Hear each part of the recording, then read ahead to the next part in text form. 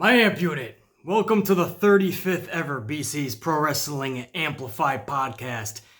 Yesterday, when I put up my NXT review video, almost immediately after, a plethora of news started hitting my inboxes.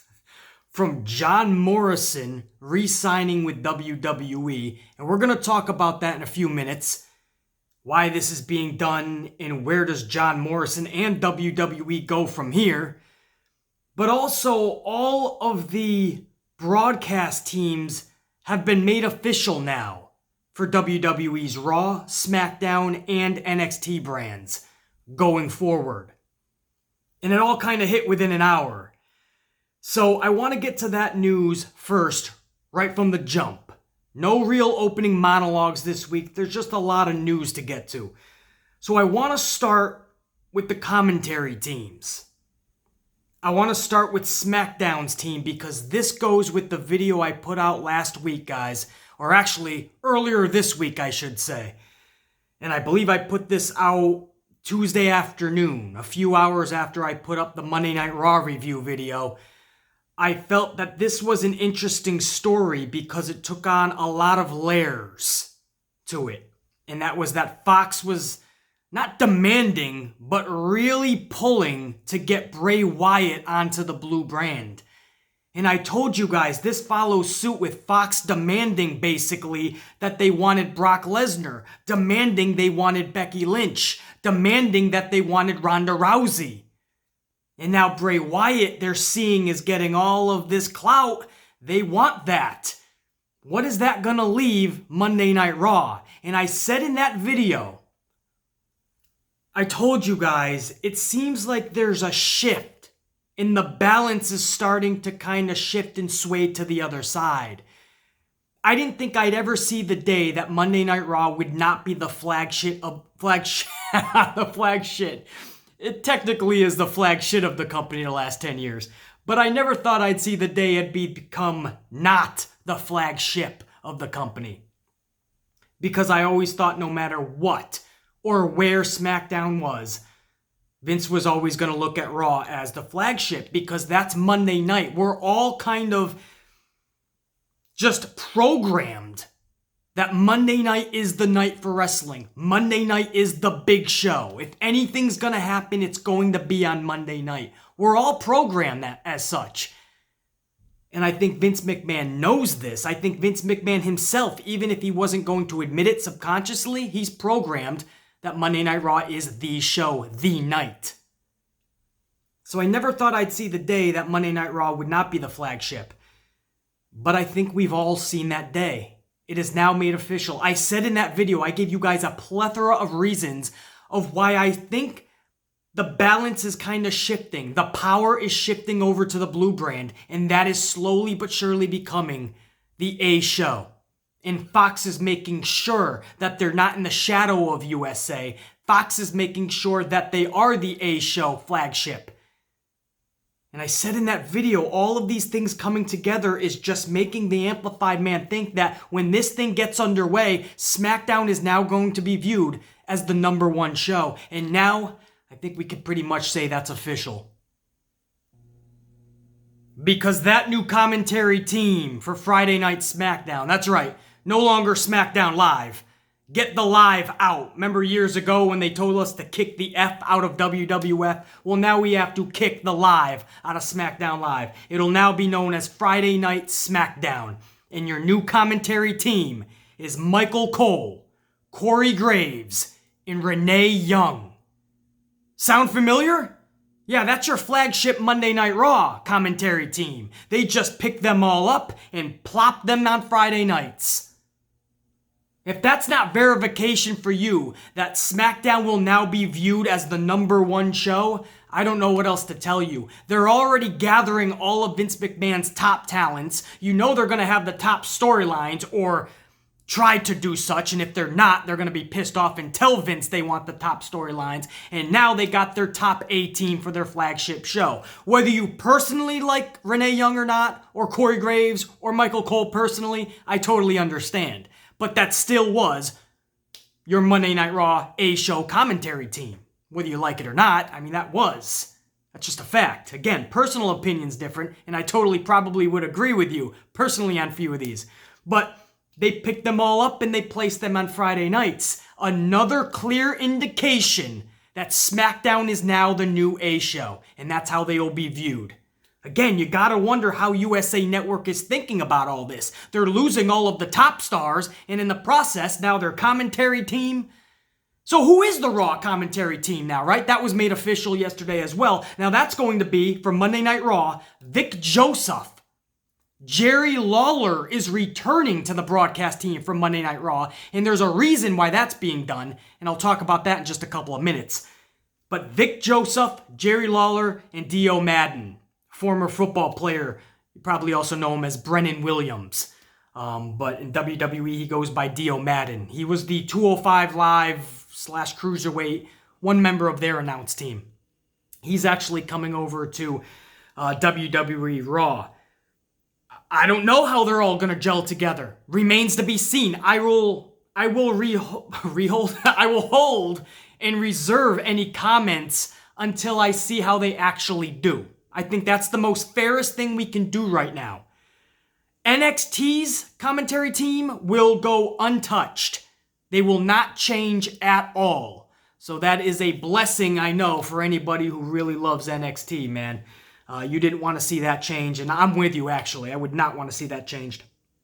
Another thing I don't necessarily like is Byron Saxton and Corey Graves being split up. Where the hell does Byron Saxton go in all this? He doesn't. And that sucks. I know a lot of people are like, oh, fuck Byron Saxton. Who cares? He sucked. I really enjoyed the chemistry between Corey Graves and Byron Saxton. I think every great heel broadcaster, every great heel commentator needs that one special person that they gel with, that they just have this great chemistry with. And for Corey Graves to work at his best, he needs somebody like Saxton. He doesn't have that anymore. Him and Renee Young do work well together. I just think there's nothing that can compare to Byron Saxton and Corey Graves. So it sucks that we're losing that, man. But such is life, and those are the decisions that have been made, and these are huge decisions on a global billion-dollar level, so all of us are just going to have to deal with that shit. But those are the official teams now, guys. SmackDown's new commentary team is just Monday Night Raw's old commentary team, and again, Jerry Lawler will now join the Monday Night Raw team with Vic Joseph and Dio Madden. Why is Jerry Lawler coming back? Guys, this is not by coincidence. As far as Lawler returning goes, this is 100% due to the fact that Jim Ross is going to be the lead commentator for AEW Wednesday Night Dynamite. You know damn well when Vince heard that AEW scored Jim Ross and that Ross was going to be in the position that he's going to be in for AEW, you know damn well Vince McMahon immediately thought of that Attitude Era nostalgia and said, well, I have the other half of that equation. And he brought back Jerry Lawler. He didn't want people getting all up in their feelings when they saw Jim Ross and have that special feeling like it's something special like the Attitude Era, so I'm going to start watching this. No, Vince said, yeah, well, we have the other part of that. It was Jim Ross and Jerry Lawler. They were the legendary team. Well, yeah, they have Jim Ross, but we have Jerry Lawler. Remember? Puppies! That's what Vince is doing this for. This is obvious. There's no way, I think, and I love Jerry Lawler. You guys know that. But there's no way Vince McMahon has him as the third, or him in the third seat for that commentary team on Monday Night Raw in 2019 if he didn't know that AEW was scoring Jim Ross in the main seat for their commentary team on Wednesday nights. I'm telling you, this is why it was being done, and I knew for a while now that Vince was going to try to insert Jerry Lawler. We saw a few appearances from him in the past couple months, and I didn't think that was going to be it, especially when AEW really started.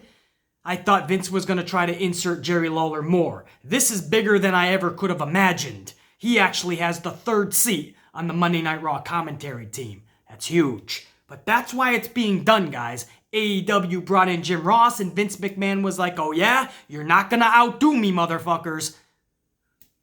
You're not going to get all that Attitude Era nostalgia and get that audience. No, we're going to have Jim Ross. I'm sorry, Jerry Lawler. As far as Renee Young, this is an interesting side note for her. She's also going to be doing a new show debuting every single Tuesday on, I believe, FS1, Fox Sports 1. And it's going to be on Tuesdays, 11 p.m. Eastern Time, so kind of late. And it's going to be called WWE Backstage. It's going to be hosted with Renee Young and Booker T. So Renee Young will be pulling double duty, commentary, and as a backstage host for WWE. Now, WWE also said that Renee Young was going to be a special contributor or something for SmackDown. That was kind of an eye-opening title. It didn't come right out and said she's a part of the third or the three-person team. A special contributor. Does that mean she won't be a part of all 3 hours? Or 2 hours? I'm sorry. Guys, I'm getting all this information with you guys, man. I'm getting that and Monday Night Raw mixed up. But does that mean she's not going to be Actually, can I just backtrack? Don't be surprised if Fox actually goes 3 fucking hours and competes with USA. Or USA drops to 2 hours. Because again, I don't think Fox wants to be outdone by USA at all. But going back to Renee Young, does that mean she's not going to be a part of the full 2 hours? That remains to be seen too, because they are giving her a special title, and that was special contributor. I don't know what the fuck that means, but like in Major League Baseball, for instance, here in New York for the Yankees, we have a person named Meredith Marakovitz, and she just like comes in every now and again and gives special reports or injury reports or anything she knows. And they'll talk with her 3 or 4 times during the broadcast, and obviously she has a big role before and after the game. You know, is Renee Young going to be kind of like in that role? Because again, Fox wants to be more sports-centric. Are they going to run this like an actual sport where you have like a sideline reporter and that's going to be Renee Young? So many questions. I'm just giving you guys the facts that we know right now. The official press release that WWE put out yesterday. That's what it is. Do with it what you will with this information. But there's a lot of it, man. All the broadcast teams are now made official, and it leaves a lot more questions than answers until we get into this next week. And again, I'll reiterate this. It is now clear that Fox is looked at from here on out as the A show. There's no way around that now. And again, I put up a video last week. Go check it out. And it just explains. I give you a plethora of reasons as to why that is the case. This wasn't even on that because this just happened yesterday. Now we know they're going to be the A show. I don't know what USA Network is going to do, man. They got to be pissed. 26 years, 26-year relationship. And that's where the flagship show was. And just like that, oh, money talks in business, doesn't it? $1 billion will get everybody's head looking the other way. Thanks, USA Network. I gotta go hang out with my new friends. That's what Vince McMahon's doing. How much of this bullshit does USA take before they finally say, no more? No more, please, sir, can I have some more? Now, it's hold up. We still have a business relationship, too. We still have a mega deal on the table, too. We still need some superstars, too, because I also want ratings, is what USA Network's gonna say. You're giving Fox the world and giving us peanuts. At what point does USA say no more? That's my question. It needs to be seen. How about John Morrison? Can we kind of switch topics a little bit and go to John Morrison? Because this was another huge breaking, developing story from yesterday. John Morrison has re-signed with WWE from what we're hearing. Now, while everyone's throwing a party that loves John Morrison, that's great. My question would be, what does this do for him in WWE? Aside from the thought of some great matches that he'd have with like Ricochet, Seth Rollins, Daniel Bryan, Johnny Gargano, Ali, Bud Murphy. You could go down a laundry list of superstars he'd have good matches with, but this is basically just another Rey Mysterio situation. You're bringing back somebody from the past who can go in the ring, but if you already have a plethora of superstars, even younger, that can go in the ring, and you don't even have anything for them, then what are they going to have for Morrison? What's he really going to contribute? We can say all we want. Oh, more great matches. We already have a lot of people on that roster that can deliver great matches. Are they really going to give him the time of day and do something special with him? I have the answer for you guys. Of course not. On top of that, whether you want to hear this or not, I'm here to tell you the truth. John Morrison just doesn't have the charisma and personality to captivate motherfuckers. His talent alone was enough to get him to where he got in WWE, but now you need personality and charisma to take you to the next tier, the next level, the next pedestal.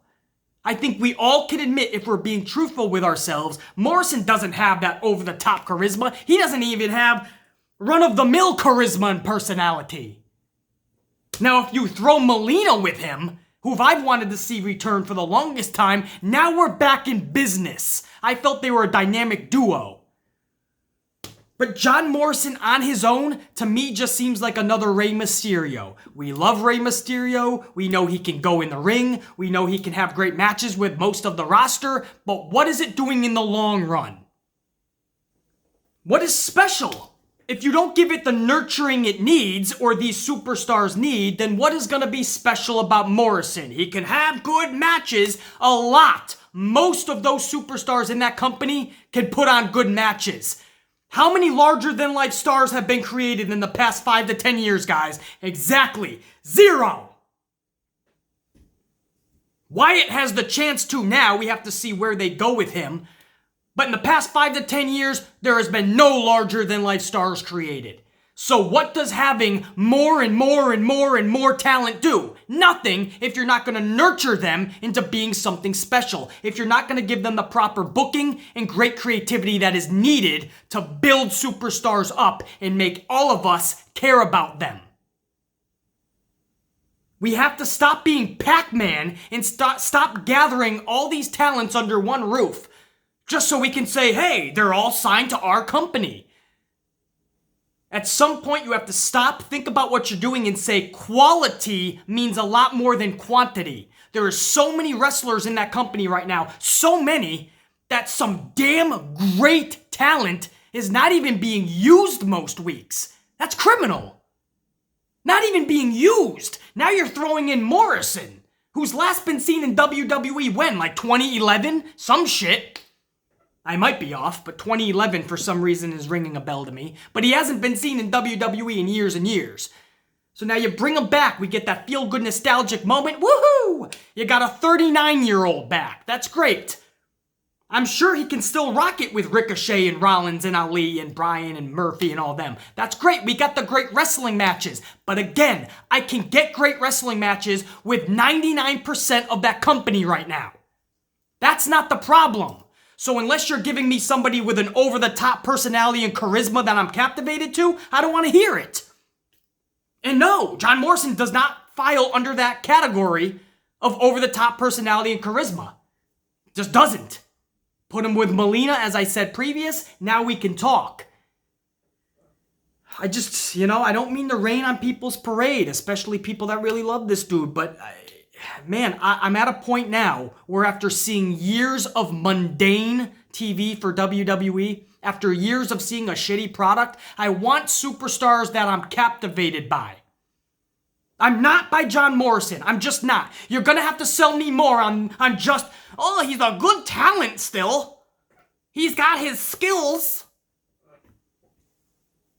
I got it. We live in a day and age where there's skills aplentiful. AEW is filled with skilled talent. ROH is still filled with skilled talent. New Japan, obviously filled with skilled talent. WWE has been filled with skilled talent. Impact, TNA is right now, actually, even though nobody watches it, is still filled with skilled talent. The local bingo hall with Danny Dipshit Dugenheimer, Billy Buttfuck McGee, Peacock Paulie, and Fuckwad Fred. Among others, but that local bingo hall is filled with skilled talent. What's your point? We now need larger-than-life characters. I'm sick of just bringing in more and more mid-carders. Sorry, not sorry, that's John Morrison.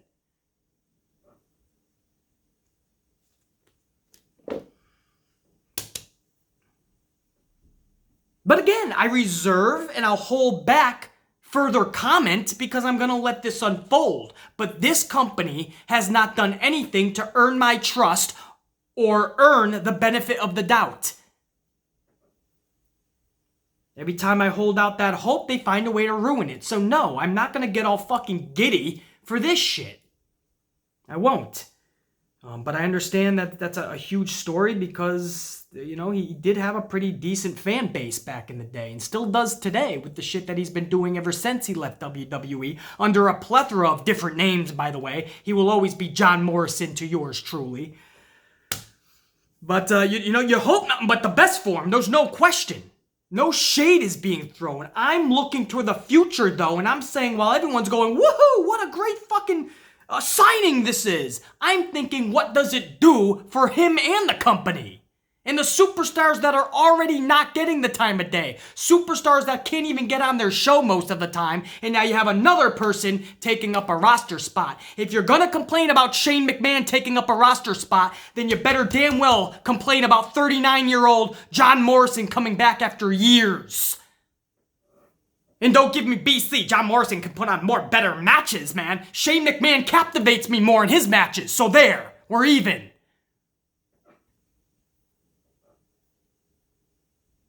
If you're telling me I can only watch one match, one involves Morrison, one involves Shane McMahon, I'm watching a Shane McMahon match. Because I know anything can happen at any moment. Because the guy just doesn't give a fuck. He's gonna try some rambunctious shit.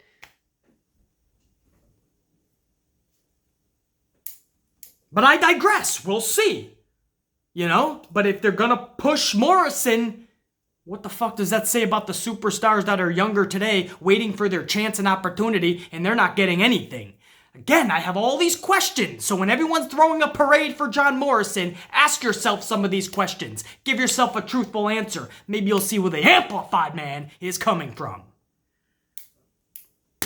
By the way, real quick, before I go any further, a couple of notes. Number one, all apologies a little bit, for yesterday's video on the NXT review. As you guys may have seen at the end of that video, or heard, I should say, at the end of the video, I posted up a phone call with the WWE Network. And I always hate talking to people like that on the other line that are supposed to be troubleshooters because they always just take you to another line and give you to another person and pass you off to another person. Before you know it, you're talking to 10 different people. Nobody knows what you're talking about. They're giving you some half-ass answer. So I had some WWE Network issues. I call up these people. I put it on the air for you guys. And if anybody thinks I was mean there, I assure you, as I said in that video, at the end of that video yesterday, I'm just Italian. And this is how I talk. I'm very amplified. It's how Italians talk. Trust me. It's how my family, it's how I grew up with my family. And I know many Italian families that I know and grew up with.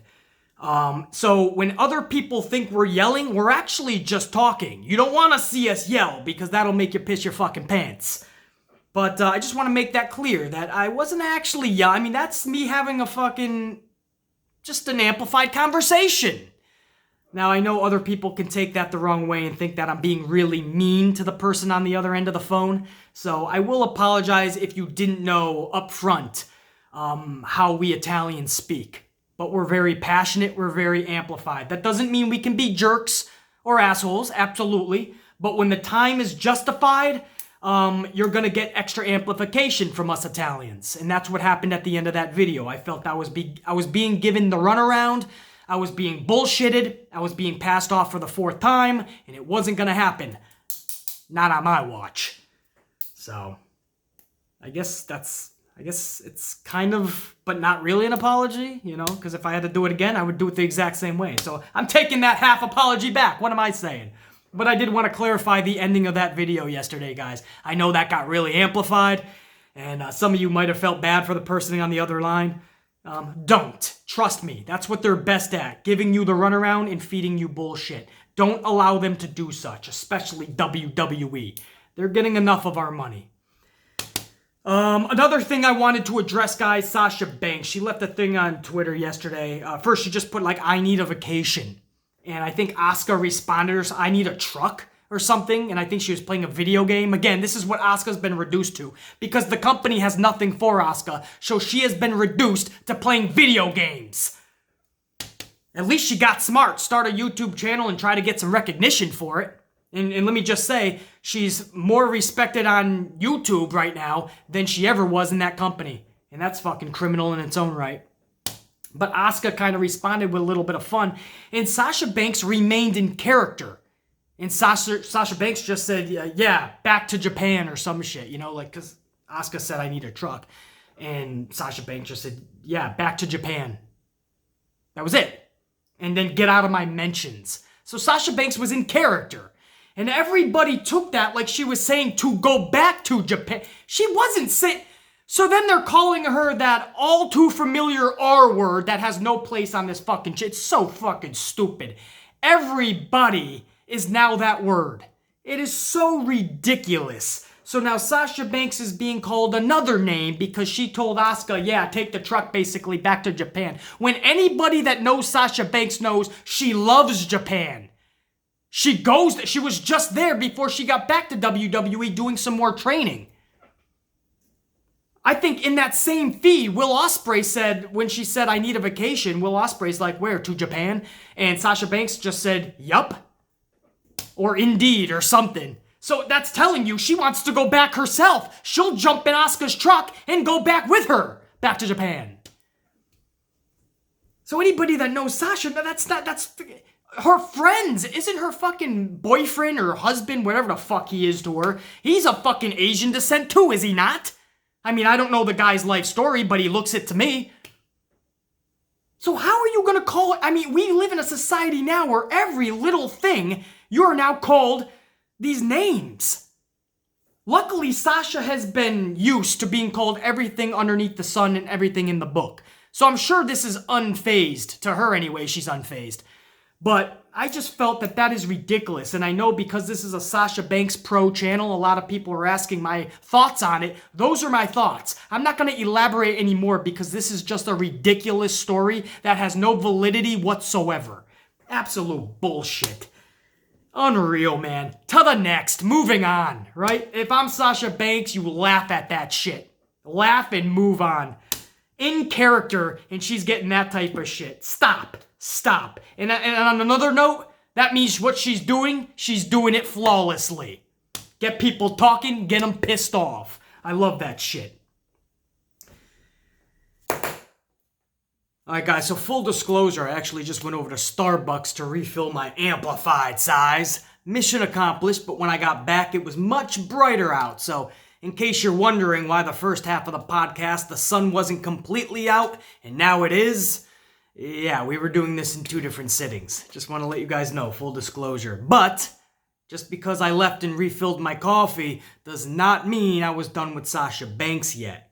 This is a little bit more humorous, though. This is some good social media banter and fun. And drama. This is a post from Seth Rollins, and it has to do with his match with Rey Mysterio for the Universal Championship this Monday night, on the season premiere of Monday Night Raw. Rollins posted up a graphic of he in Mysterio. And the caption that he put with the graphic was, "This is a match I've been looking forward to my entire life. The fact that I'm defending the Universal title on the Raw season premiere against Rey Mysterio in 2019 is mind-boggling. Even 6 days out from Hell in a Cell and Bray Wyatt, I'll still empty the tank for one of the greatest ever." Obviously meaning Rey Mysterio. So that was a real heartfelt message that Rollins put out there. But this is how awesome of a troll Sasha Banks has been lately in this new heel persona. Just 2 hours later, Sasha Banks tweeted out the exact same thing. Only she inserted Alexa Bliss instead of Rey Mysterio. So it was a graphic of Sasha and Alexa, because that is a match that is going to happen on the season premiere of Raw this Monday.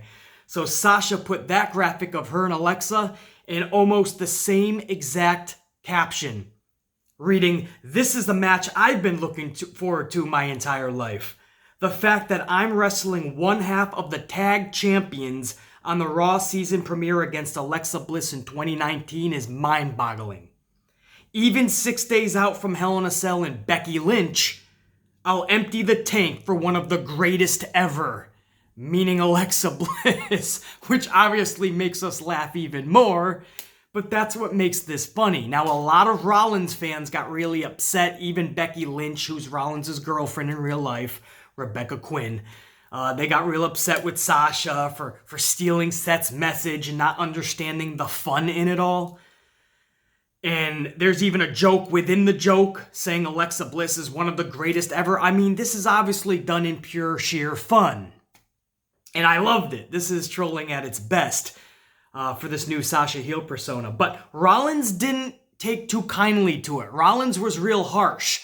A few hours later, Rollins actually responded to Sasha Banks and said, now we're following kind of the same suit as Rollins' original post. It's all in like the same type of paragraph. So Rollins responded to Sasha with, "This is a match I've been looking forward to as much as every other match you've ever had. AKA not at all. Luckily for me, you'll under-deliver like you always do and continue to wonder why you're not in more main events." So Seth Rollins went hard on Sasha Banks. Seth Rollins was not happy that Sasha copied his heartfelt message to Rey Mysterio. So Rollins went really hard, guys. I'll repeat this. This is what Rollins said about Sasha Banks in her match with Alexa Bliss. "This is a match I've been looking forward to as much as every other match you've ever had. Not at all. Luckily for me, you'll under-deliver like you always do and wonder why you're not in more main events." Harsh. So it went from kind of fun to, ooh, like, wow, that took a drastic turn. A little bit of a fucking dark spot there. Charlotte Flair actually intervened 2 hours later. Charlotte posted a gif of SpongeBob and the caption, I'm gonna head out. So Charlotte was like, all right, this is where I no longer want any more of this. That's usually when it takes a little bit more of a serious turn for even Charlotte to be like, I'm out. Sasha Banks responded to Charlotte with another gif of Rollins wiping a tear from underneath his eye. And the caption that Sasha left was, "Me too." In other words, I'm gonna head out too. Like, listen, this was all like fun and games. You just took it to a whole nother level. That's what I got from it. Maybe they're all just still having fun, but it sounded like to me, Charlotte was like, all right, that was a little bit too extreme, and it looked like Sasha Banks was like, all right, the fun is clearly over. Seth can't handle it. I'm fucking out. I don't know. How do you guys take all of that? I know that was a lot to take in, but that was the latest social media trolling / drama. I honestly believe it started out in good fun, and then just egos collide, you know? But Charlotte was like, all right, I'm out. Sasha was like, all right, I'm done. That's like a little bit much. I don't fucking know, man. I love all that shit. I don't even know what to say to it, man. I thought it was hilarious when Sasha originally put it. And I find some humor in what Rollins is saying too, because under-deliver like you always do. If you know Sasha Banks, she over-fucking-delivers. She's always trying to be the match of the night. She's one of the rare matches every time she's out there that captivates people. So I find the humor in all of it. But it didn't look like some of the ladies thought that Rollins was having fun anymore. I don't know. Take with that info what you will, man. Some people out there are like, this is why I don't do social media. Nothing good comes from it. Where do you guys want to go, man? Let's go to... What are you going to do? You know what? Before we get to NXT, I want to talk about the NXT rating a little bit and why this is important and what happened this week from last week, because it's pretty extreme. And I have some Edge news as well. Not extreme, but it's Edge news nonetheless. But I want to stick with some fun right now. Jericho tweeted out after NXT NXT on USA, this Wednesday is going to be like a mini takeover for NXT on USA, but that's another story. But Jericho tweeted after NXT on USA, which, by the way, that tells you Jericho is watching NXT on USA. But Jericho says, Walter has to be the worst wrestling name ever. You guys know Walter from NXT. He pretty much ended the show this past Wednesday on the USA Network. Walter is getting a huge push down there in NXT. And Jericho just bashed the dude. Just took a jab at him, man. Walter is the worst wrestling name ever. This got a lot of people talking, man, because it does open up the realm of what is actually the worst wrestling name ever. Or at the very least, is Walter really the worst wrestling name ever? You guys tell me. I mean, there's been a lot of weird, just stupid at times wrestling names. Can you think of one off the top of your head that might be worse than Walter? Because I know I can. I grew up in an era with Bastion Booger.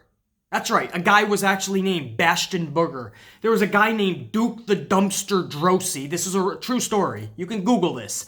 I wouldn't just make that up. Duke the Dumpster Drosy. I grew up in an era where there was a guy called Doink the Clown. I'll say that again. Doink the Clown. There was a tugboat. There was a bushwhacker. There's been some weird ones, but you can look no further than 2019 in Jericho's own company where I would question names that are probably worse than Walter. There's a guy that Chris Jericho works with right now called a Luchasaurus. A fucking dinosaur. A Luchasaurus. There's a guy in the same forest of that dinosaur, and he calls himself a Jungle Boy. Jungle Boy? There's a dude in that company called Darby. Darby isn't worse than Walter? They could be brothers, Walter and Darby. I don't fucking know. Walter, Darby, and Norman. Right? There's the Imperium, the new Imperium. It does open up the realm of if Walter is the worst name. You see, Walter on anyone else would be a tragic name. That's instant doomsday for anybody who gets that wrestling name. Unless you look like Walter. That guy, I can believe he's a Walter, and I can believe he's a badass. So I think it all depends on who's playing the character. For instance, that Doink the Clown that I'm talking about, yeah, that sounds like instant failure, but he actually was involved in some pretty good storylines, a couple of them anyway that I remember. One of them, the most significant, with a guy named Crush. And I enjoyed that story because the guy who played Doink the Clown was fucking flawless. So if you're playing your character correctly, maybe the name doesn't actually matter. For instance, Luchasaurus is damn good. Nobody cares about how stupid the name is. The guy's so good that Luchasaurus became pretty popular in AEW. For AEW faithful, anyway. So it opens up the realm of possibility. I know Jericho's having some fun here. I know BC, he's trolling. He's in character. Okay, it doesn't matter. He still said it. So it doesn't matter if it's a character that he's in or not, or if he's just trolling. He literally said after the show, a big moment for Walter. He's getting a huge push. He's the final segment on NXT on USA. And Jericho, one of the biggest names in the wrestling industry, says you have the worst wrestling name in the wrestling business ever. That's a huge thing, you know, and it gets people thinking. So then it became a little bit more into the NXT and AEW wars where people were like, oh yeah, what about your company? You know, and then Jericho actually responded to a few people. So that's what I mean when I say like people don't want to think this is a real battle between AEW and NXT. Guys, especially, but AEW and WWE as a whole as well. But people that say that, you don't understand. Everything from here on out is going to be looked at as pick your side. Now, I know many of us are going to be watching both and be hoping that both succeed, no question. But you're going to have a lot of people picking sides because they feel like one is better than the other. They're just a fan of one more than the other. And when somebody says something about their brand, they're going to step up. And that's going to create even more friction and more of a battle, more of a war. It's going to happen, guys. It's already happening with a Chris Jericho tweet. And if you read all of the replies underneath, it's on. The AEW crowd is clashing with the NXT crowd, and it's on, man. So, anyway. I don't know. Again, just like the Sasha thing where it starts out as fun and then it takes a more serious turn, like everything on social media. I did talk about the NXT ratings, and I want to touch on that for a second, guys. Last week, NXT's debut on the USA Network was pretty strong, their rating. It came in at a 1.179, nearly a 1.2. That is good. That's really good. To take that into consideration, you have Monday Night Raw that usually hangs around 2.1, 2.2 if they're lucky. So to have your very first show on a brand that a lot of people still have never seen score a 1.2, pretty dominant. Now this week, unfortunately, that took a 15% drop, which is pretty drastic, and they came in at a 1.006. So again, last week 1.179, this week 1.006.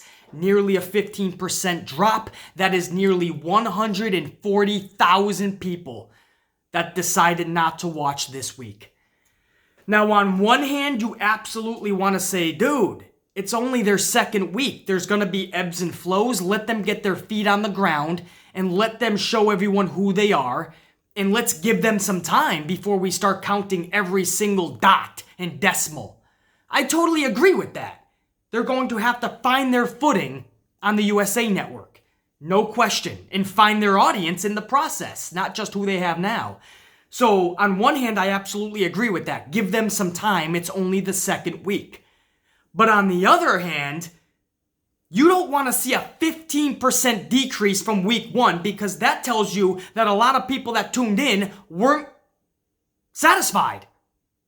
They were not... What's the word that I want? Because I want to be generous here because it is only the second week. And I know how good NXT is. But you got to believe that these 140,000 people were just not entertained, not amused. They didn't like it. Not enough to keep coming back on their Wednesday night. That's a lot of people. So on the one hand where you want to give them time, on the other hand, 15% drop. 140,000 people that tuned in last week decided not to this week. That's not good, guys. That is not what Triple H wanted to hear when you're days away from AEW about to be in the same time slot on a different station that's pretty mega in its own right, TNT. In that network. This is not what Triple H wanted to hear. So I don't know. You're now down to that 1.0. Right? When you were a 1.179 last week, you had cushion over that 1.0. Now you're right back at 1.006. So now when AEW comes... does that just usher in a whole nother audience so they both are pulling in 1.0s? Or are they cutting into NXT? Are we going to see like a 0.8 or a 0.7, dare I say, for NXT? Do they really pull in a 0.70, a 0.8? Under a 1 million mark? Oh, I hope not, man. Oh, I hope not. I really, really hope that's not the case. But you have to believe that a lot of that AEW audience is also the NXT audience. So I don't see how that's not going to cut in. Our hope, right? We can hope for a Hail Mary right now and just pull at any grass straw we can pull at and try to get AEW, or hope that AEW can usher in a whole nother untapped audience. But that's probably not the case because they've never had a live weekly show yet. Wednesday will be their first. So how many new eyeballs are they bringing to the product? This is interesting. These are the questions and concerns that I have. They won't be answered, obviously, until Thursday morning. The deed will be done Wednesday. And we'll all find out Thursday. But I don't know where these ratings go. You gotta believe that both companies are going to strive for a few months to just be around that 1 point. I think both companies, if they're around 1.0, they're going to look at that as a success for the first 3 to 4 months probably. I honestly believe that if they start coming in at 0.7 and 0.8, they're going to look at that as a disappointment. There's egos in both those companies, especially Triple H. But if you also think that the USA Network and TNT are going to be okay with 0.70s and 0.80s, you're fucking fooling yourself. That's not how network television works. Broadcast television, any fucking station of that magnitude is not going to be happy with 0.7 and 0.8s for their live weekly episodic television. That's supposed to be sports-centric. You have to at least be around that 1.0 mark. NXT stayed there, but they had a 15% drop. That is very alarming. You cannot have another 15% drop next week. That is going to take you out of the realm. That's going to put you right around that 0.8. And again, that's if you're lucky. That's if you only have 140,000 people. AEW is probably going to chomp into that. Do they pull 250 to 500,000 of their audience? And then what are we talking about? Half of that one? Are we talking about a 0.5? I'm going ballistic with the numbers right now. I gotta stop. I got all these scenarios flowing through my dome piece. I got the hamster spinning on his wheel upstairs. A lot of shit I'm thinking about, guys. I just love numbers. You guys know that. And ratings mean everything. I went over this in last week's podcast where some people still believe ratings don't mean anything in 2019. They do. They're still the best metric that we have to measure these numbers. There is no better way to find out what people are tuning into than the Nielsen ratings. And nowadays they can tap into YouTube. They can tap into, obviously, even Netflix these days, guys. But DVR, they have all these ways to track. Unless you, me, or anyone else comes up with a better way, the ratings are how we track who's watching what and how many people. Is it down to a T? Down to the precise exact number? Of course not. But it's the best metric we have to measure these things. So ratings mean the world, and I'm a numbers guy. I love facts. I love statistics. That's a huge drop for NXT. But again, second week, we have to see where they go. If they were just by themselves on Wednesday night, this wouldn't be a catastrophic problem. But because you just dropped 15% and 140,000 people decided not to watch, and this is all right before your competition comes, that's alarming, that's concerning, that's not good. Guys, I'm going to let you kick this weekend's ass a little early here. Probably not. We're probably still around 50 plus minutes. But I'm going to have this as my last story here. Edge, it's not catastrophic, but Edge has quit his E&C's Pot of Awesomeness podcast. Now, I've never listened to this because I just don't have time to listen or watch too many other things. That's why a lot of people are like, BC, have you ever caught this YouTuber? BC, have you ever heard of this guy? Have you ever listened to this podcast, BC? And I always tell you guys no, and it's almost like you're disappointed, but I don't know what to tell you. I don't have time to listen to 10 or 20 minutes of somebody else. I don't have the time in my day. And some of these podcasts and other YouTubers, they make fucking 40, 50 hour-long videos. There's no way I can watch that. So, no, I've never heard Edge's E&C's, is that what it's called? E&C's Pot of Awesomeness podcast. I've never heard of it, but I think that's a great concept. But Edge has quit. He says he no longer can find the time himself to do it. And it's not just about flapping your gums, he said. He said it's about the logistics and finding the right time to meet up, obviously with Christian, getting the guests on and being on the same page. And all of that just became too much for Edge. So Edge has quit the podcast. Christian has said, by the way, I don't know if I even said that. That is obviously E&C is Christian is the C. And I believe Edge was the E, so that's pretty alarming that he has quit, because now it can't be E&C's Awesomest Podcast, whatever the fuck it's called. I believe Edge was the E. Obviously, I'm just having some fun. He definitely is the E.